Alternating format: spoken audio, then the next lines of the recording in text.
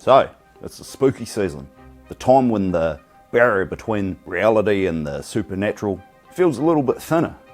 So tonight we're counting down the top 10 spine-tingling, hair-raising and utterly terrifying unsolved mysteries of New Zealand.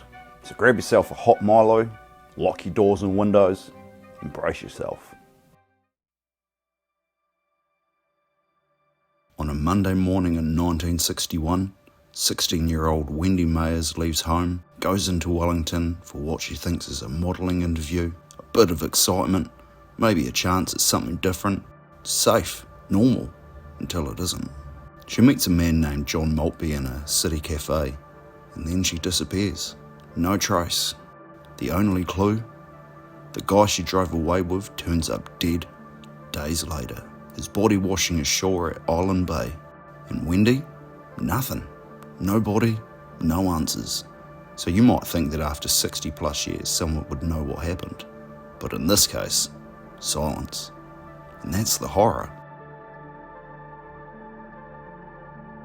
Picture this. It's just after midnight, you're flying quietly, and the only sound is the hum of the engines, until you glance out your window. Off your wingtip is a glowing orb, bigger than any star you've ever seen, begins to mirror your path. You alert ATC, you flip the radar and you watch it move, and then suddenly it vanishes. Then it reappears behind you and you realise you're not alone. That was the night of the Kaikoura lights, when the coast of New Zealand became ground zero for one of the most documented and yet unsolved UFO encounters on this planet. It's the 1st of September in 1983 in Napier. It's a spring morning, the air is warming, and 14-year-old Kirsa Jensen settles her horse. She sets off for a ride she's done before, along the beachfront towards Aotearoa. She smiles, even waves. Everything seems normal. She arrives at the old gun emplacement by the river mouth. The horse is tired, so she stands, maybe looks out to the sea. A witness later says that she had a small injury on her face. The horse waits, and the tide rolls in, and then nothing. No trace of her.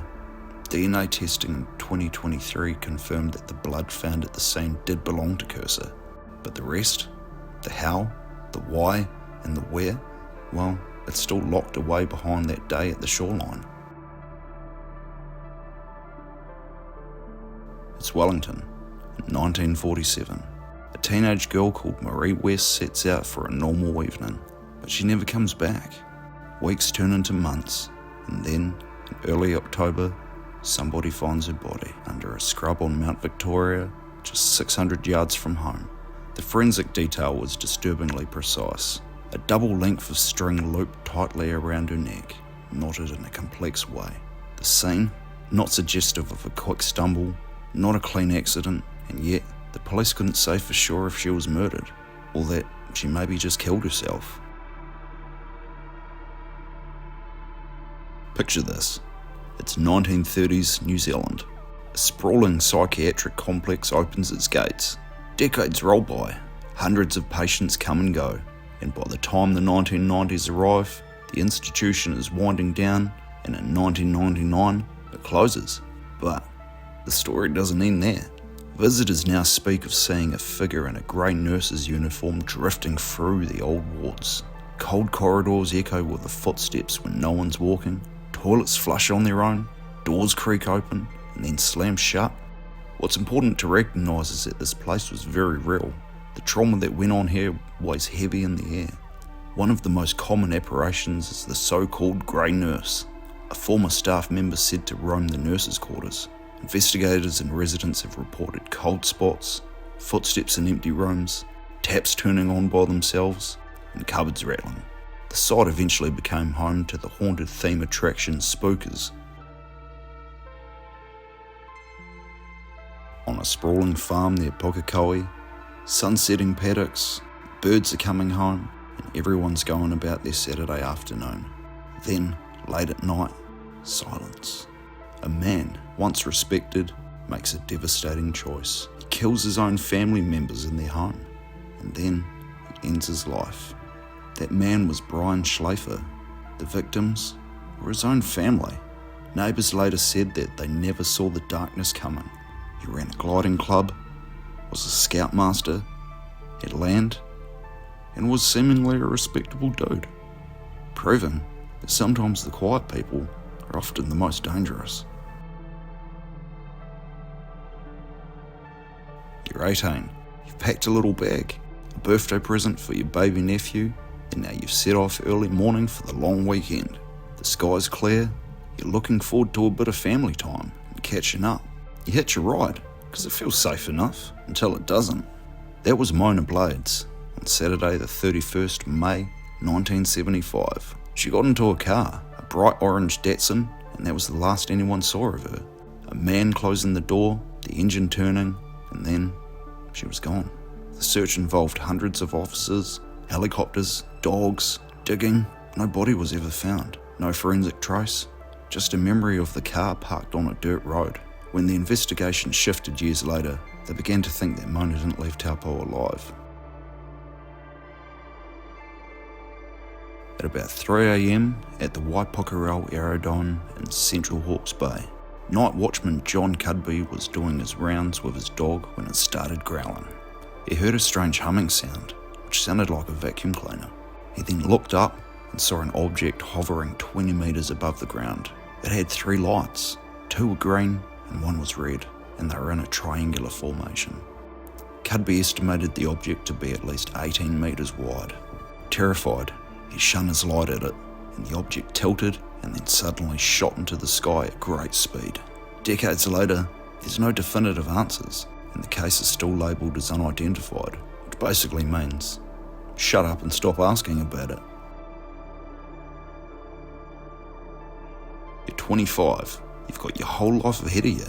You're training to teach, modelling on the side, you've got friends and a family. It's a weekend in October, and you go out for the night with your boyfriend and others in Piha. Everything's normal, right? At about 9 p.m, you call 111 and tell the operator that you're scared, that you just don't feel safe. You ask for help, but all they send is a taxi, and so you wait. The taxi goes to the wrong place, and you're still out there. Hours later, you're found by strangers in the cold, cold dark. They give you clothes, comfort, and you agree to stay.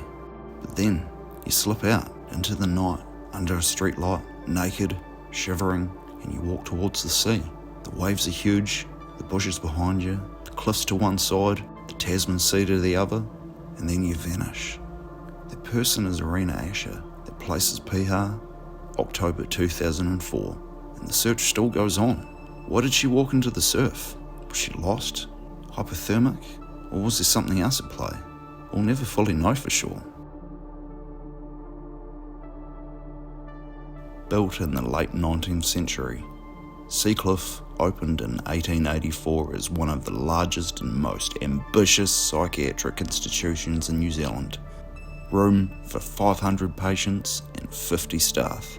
But on the 8th of December 1942, disaster struck. Ward 5, a 2-storey wooden outbuilding housing 39 female patients, caught fire.